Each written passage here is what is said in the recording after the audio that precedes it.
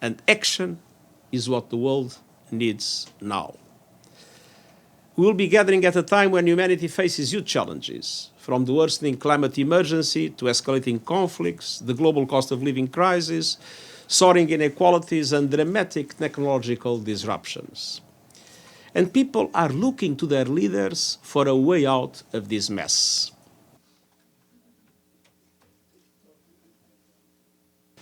Today's multilateral institutions that were created after the Second World War reflect the power and economic dynamics of that time, and so they need reform. And I know reform is fundamentally about power, and there are obviously many competing interests and agendas in our increasingly multipolar world. But at a time when our challenges are more connected than ever, the outcome of a zero-sum game is that everyone gets zero. And then perhaps we'll take a few questions. And my appeal to world leaders will be clear. This is not a time for posturing or positioning. This is not a time for indifference or indecision. This is a time to come together for real, practical solutions. It's time for compromise for a better tomorrow. Politics is compromise. Diplomacy is compromise. Effective leadership is compromise. Thank you very much. We'll take questions. Just an appeal.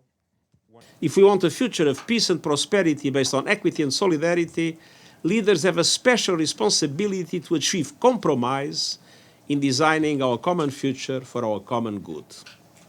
Next week, here in New York, is the place to start. Not statements. On that, Valeria, please.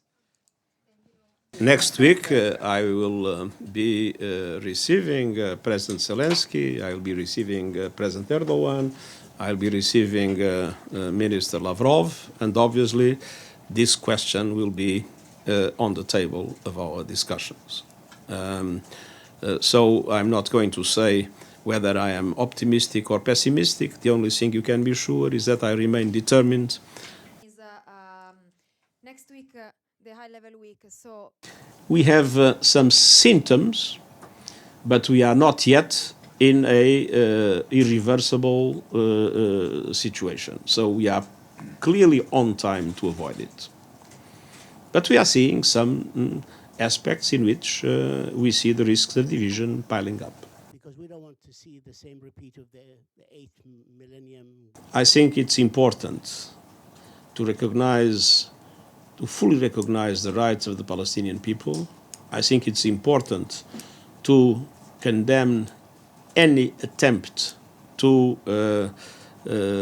undermine the two-state solution, construction of settlements, eviction of Palestinian families, and many other aspects.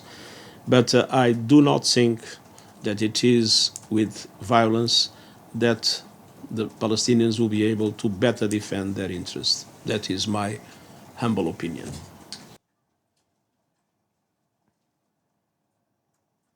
Well, I have two messages. First message, it is absolutely essential to abide by Security Council resolutions, and North Korea has been violating those Security Council resolutions, and recently, I believe yesterday, we had 2 new missiles that were... And second, any form of cooperation of any country with North Korea must respect the sanctions regime that was imposed by the Security Council. And that obviously is extremely relevant in the case that you have mentioned. Thank you, Secretary General Bernhard Schwinghammer with the German press agency. I would, of course, be very happy if several of the G20 countries would be able to come to the summit and announce a quantum leap in their efforts to reduce emissions and, at the same time, to better support financially the developing countries that are facing enormous difficulties in order to develop their own programs of mitigation and adaptation. And it's not every time that you are 25 years